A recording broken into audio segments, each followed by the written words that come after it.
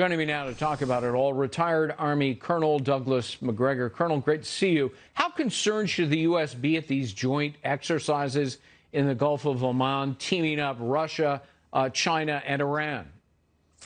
I don't think we need to be concerned very much. We're talking about the Russians and the Chinese, frankly, who are extremely concerned by the very high probability that the Iranian government could suddenly implode. The government is very weak as a result of the uprisings in November and early December. I think they're trying to stiffen resolve in the Iranian government because they don't want a war in the Gulf and they don't want to see chaos break out in the region. And yet, the UN arms embargo of weapons sales to Iran is set to expire, I think, this coming October.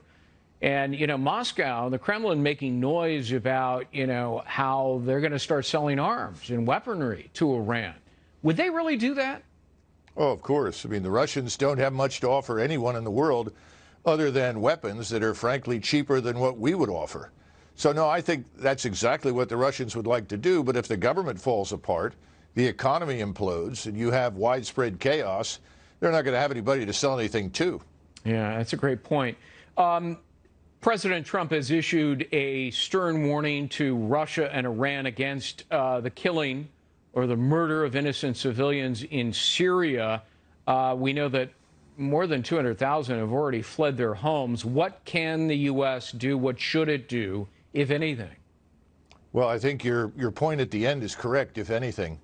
Your viewers may or may not know that Idlib has been a sanctuary for the surviving Sunni Islamist terrorists who were part of ISIS, including thousands of Uyghurs from China, others from Central Asia, Turks, not just Arabs. And they have been seeking refuge in Idlib, and Mr. Erdogan in Turkey has been trying to rescue them. I certainly would not rescue them. I'm sorry that the civilian population is leaving, but the civilian population there has actually been supportive of these people. So, frankly, I would stay out.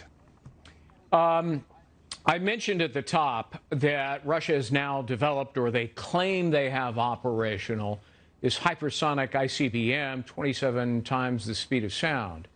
Do you believe that, first of all? And well, I mean, you know, they've made false claims before about weaponry. That's right. Right? Yeah. So do you believe that? And what should our reaction be? Develop our own hypersonic? I know it's sort of in development.